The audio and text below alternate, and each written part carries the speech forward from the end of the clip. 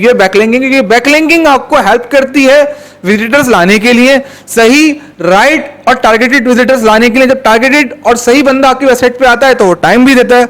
जब टाइम देता है तो पीछे से टाइम कैप्चरिंग हो रही होती है। उस टाइम कैप्चरिंग की बेस पे गूगल का एल्गोरिथम ये देखता है कि जो लोग इसे टाइम दे रहे हैं, जितनी ऑडियंस इसे टाइम दे रही है और दिन में इतना टाइम दे रही है, तो इट्स मीन का कंटेंट, इसकी वेबसाइट सब चीजें परफेक्ट है से ले आओ पर। ये है एसईओ के अंदर ऑफ पेज की एक्सप्लेनेशन टेक्निकली ना। ये जो आपको आखिरी बात मैंने बताई है कोई भी नहीं बताता। बैकलिंकिंग बुला के छोड़ देते हैं, बस बैकलिंकिंग करो। बैकलिंकिंग की पीछे रीजन क्या है, वजह क्या है? अच्छा आपको मैं एक और बात बता दूं, आप अपनी ही बात को मैं डबल क्रॉस करूंगा एग्जांपल दिखा के। मैंने आपको शायद पहले भी दिखाई थी, ये मैंने कीवर्ड लिखा है और कीवर्ड के टॉप पे मैं खड़ा हुआ हूं, मेरा पेज है, लेकिन आज तक मुझे नहीं पता मैंने कभी इसकी बैकलिंकिंग की, कभी नहीं की, लेकिन रैंक फर्स्ट लिया हुआ है।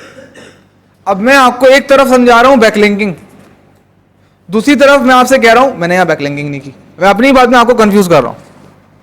मैं आपको जिस जगह पहुंचाना चाह रहा हूं ना आपके दिमाग को, शायद आपको मेरी इन दोनों एक्सप्लेनेशन, दोनों प्रैक्टिकल एक्सप्लेनेशन से समझ में आ जाए।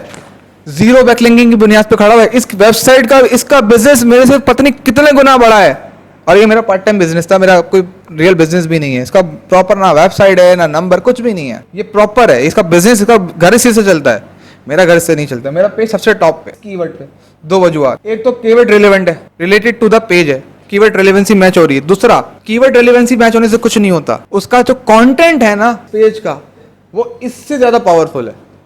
लोग उस पर ज्यादा टाइम दे रहे हैं, इधर ज्यादा टाइम नहीं दे रहे, इसलिए टॉप रैंक पे खड़ा हुआ है। बैकलिंकिंग के बगैर उसकी बैकलिंकिंग होगी अपनी जगह पर, उसकी बैकलिंकिंग को मेरा पेज का कंटेंट बीट कर देता है, लोग आके उसे टाइम दे रहे हैं। मेरा कंटेंट यूनिक है ऐसी जगहों की वीडियो से जहां हर बंदा नहीं पहुंच पाता। जब हर बंदा वहां पहुंच नहीं पाएगा तो उसकी वो वीडियो देखेगा, पूरी देखेगा, 360 का एंगल देखेगा पूरा, भाई वहां क्या है ऐसा। वो पूरी 10 मिनट की वीडियो देखने के बाद, वो जो 10 मिनट उसने वीडियो देखी है ना, वो 10 मिनट की वीडियो उसने उस पेज पे आके देखी है। जब पेज पे आके देखी तो हर जगह टैग डाला हुआ ये कराची बीच इवेंट, कराची बीच इवेंट। तो जितनी ज्यादा ऑडियंस उस पेज पे आ रही है, वो वीडियोस देख रही है, पिक्चर्स देख रही है और टाइम स्पेंड कर रही है, वो टाइम स्पेंडिंग की बेस पर टॉप पे आ रहा है, जबकि उसके वेबसाइट पे ऐसा कंटेंट है ही नहीं। पॉइंट क्लियर हो रहा है? आपको बैकलिंकिंग की जरूरत कहां पड़ रही है? अपने वेबसाइट पे लोगों को लाकर ठहराने के लिए, होल्ड करने के लिए, उन्हें अपने कंटेंट को टाइम देने के लिए। आप सोशल मीडिया का पेज विदाउट बैकलिंकिंग ऊपर ला सकते हो, पॉसिबल है, कोई बैकलिंकिंग की जरूरत नहीं, नो फॉलो लिंक पे भी ऊपर आ जाएगा, बशर्त आपका कंटेंट पावरफुल हो, रूटीन में कंटेंट हो, हैशटैग सही डले हुए हो, पेज प्रॉपर समराइज हुआ हो, सब एसईओ के रूल लग रहे हैं उसमें, आपकी हर चीज प्रॉपर है, कंटेंट ऑडिटिंग आप कर रहे हो, आप आ जाओ ऊपर, टॉप पे आ जाओगे। दूसरा, कीवर्ड रेलेवेंसी देखो, मैच कर रही है, बिल्कुल एग्जैक्ट मैच कर रही है। कराची बीच इवेंट्स, कराची बीच इवेंट्स, ये एग्जैक्ट मैच है। अगर मैं इसकी पीपीसी भी चलाऊंगा ना तो एग्जैक्ट मैच पे ये टॉप पे आ रहा है। कितना रेयर कीवर्ड है। उसके बाद बीच इवेंट्स रिलेटेड नहीं है। दूसरा, इसका कंटेंट रिलेटेड नहीं है, रिलेटेड टू कीवर्ड, इसलिए इसको मैं बीट कर गया दिमाग से। एक तो पेज का नाम वही, दूसरा कंटेंट यूनिक, तीसरा अब जो भी आ रहा है, अच्छा ये दूसरा वाला पेज भी इसी का ही है, इस पे लोग टाइम नहीं दे रहे, इसके एज कंपेयर टू दिस लोग इधर टाइम दे रहे हैं। इस सब गेम टाइम का है। जिस जगह पर कीवर्ड डले हुए हैं, ऑप्टिमाइज हुआ है, डिस्क्रिप्शन डली हुई है, टेक्निकल एसईओ के रूल्स फॉलो किए हुए हैं, सब कुछ ऑन पेज और टेक्निकल पूरा हुआ है, लोग अगर उस पेज पे जाके टाइम दे रहे हैं तो उस वेबसाइट को ऊपर आने में टाइम नहीं लगता, वो आ जाती है, रैंक ले लेती है अपने। इसने लाइव लिया आपके सामने मौजूद है, आप घर जाके खोलोगे, सिर्फ यहां नहीं, आप ये वर्ड दुनिया में कहीं भी लिखो, इसने टॉप पे आना है और ये आती है। ये फेसबुक पेज, ये आता है, वेबसाइट नहीं है, फेसबुक पेज है। फेसबुक पेज को टॉप पे लाना एक चैलेंजिंग मेथड है। वेबसाइट को तो आप लेकर आ जाओगे, कोई इशू नहीं है। अगर मैं इस जैसी वेबसाइट बना लूँ, इसका डोमेन है वो फेसबुक है, facebook.com, karachibishhuts.com, दोनों में डिफरेंस है। अगर वो मेरी ऑडियंस को बीट कर गया तो ये रैंक ले सकता है, बशर्त उसको ऐसा कंटेंट डालना पड़ेगा।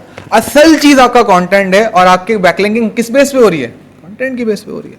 बैकलिंकिंग आपको बूस्ट देती है कि आप अपने कॉम्पिटिटर की बेस पे आ सके, लेकिन उसके लिए कंटेंट आपके पास होना चाहिए। दूसरा, अगर आपकी बैकलिंकिंग में नॉन फॉलो के लिंक आ गए तो भी आप गए।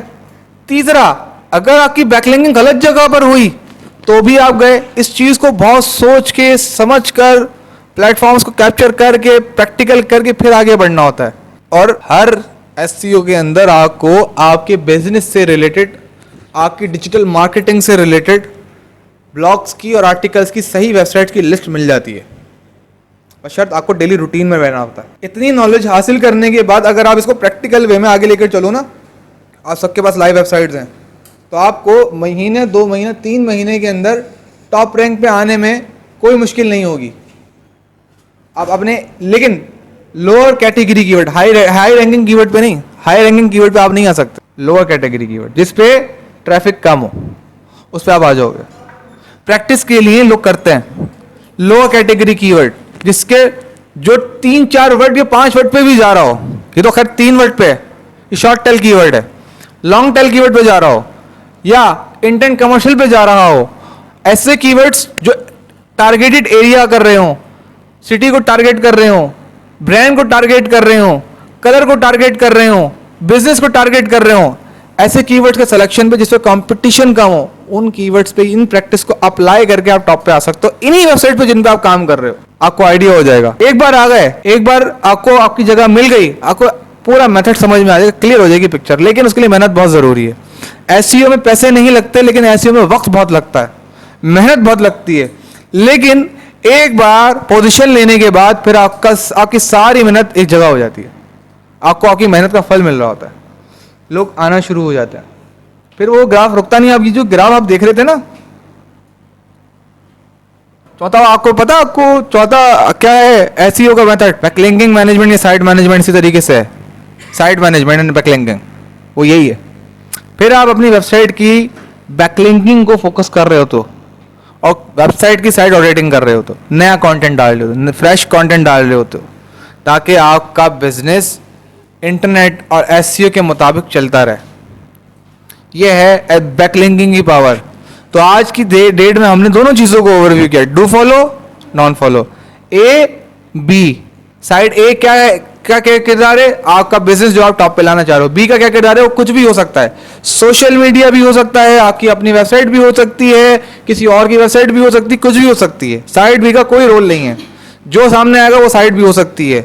तय आपने करना है कि आपने अपने आर्टिकल को, अपने कंटेंट को लिखने के बाद, तस्वीरों को राइट करने के बाद पोस्ट कहाँ करना है, क्या मैं सही जगह पोस्ट कर रहा हूँ या गलत जगह पोस्ट कर रहा हूँ, रिलेटेड जगह पर कर भी रहा हूँ। अब एक जगह है फॉर एग्जाम्पल मशीनरी की, जहां पर चीजें बन रही हैं, लोहा बन रहा है, वहां पर ये जाके अपने टॉयज का आर्टिकल लगा दें,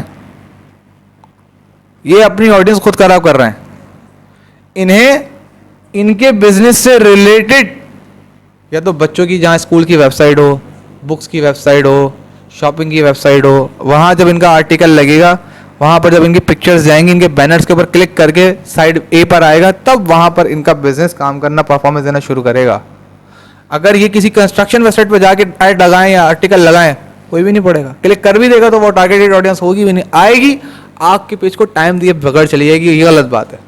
इसीलिए मना करते हैं कि जब आप वेबसाइट बना लेना तो अपनी वेबसाइट का लिंक सोशल मीडिया पे शेयर ना करें, लिखें जरूर, अबाउट अस में, पिक्चर में लिख दें, पिक्चर में कोई क्लिक नहीं कर सकता, बारकोड में लिख दें, उधर कोई क्लिक नहीं कर सकता, लेकिन जो कैप्शन है उधर मत डालो।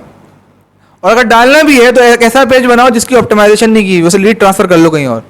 ऑप्टिमाइज पेज कभी भी, अक्लमंद इंसान जो सर्च इंजन करने वाले होते हैं, कभी भी सर्च इंजन का ऑप्टिमाइज हुआ पेज सोशल मीडिया पे नहीं डालते। उन्हें पता है कि ये नॉन फॉलो लिंक करार हो जाएगा, काउंट हो जाएगा, क्यों मैं अपने पेज की रैंकिंग को बिगाड़ूं, ये क्लिक करके आ भी गया, मेरे किसी काम का नहीं है, जरूरी नहीं टारगेटेड ही हो, तो वो उस जगह मेहनत करता है जहां से क्लिक करके आने के बाद विजिटर 10, 15, 20 मैक्सिमम घंटा विजिट पे होल्ड कर ले। अब ये जो आपके सामने ये छोटा सा ग्राफ है, लेकिन इसे प्रैक्टिकल करने में ना हवा निकल जाती है बंदे की। 35,000 दराज की कितनी थी बैकलिंकिंग याद है? 1.6 के, इसकी आधी, इसकी आधी, तब जाके दराज की वेबसाइट टॉप पे खड़ी थी। डोमेन कितने थे उसके पीछे जिन पे काउंट हुई थी बैकलिंकिंग? 2.6 के, 2,500 के करीब डोमेन्स थे। अच्छा एक चीज और आपको बता दूं, ये तो आपने समझ लिया, साइट ए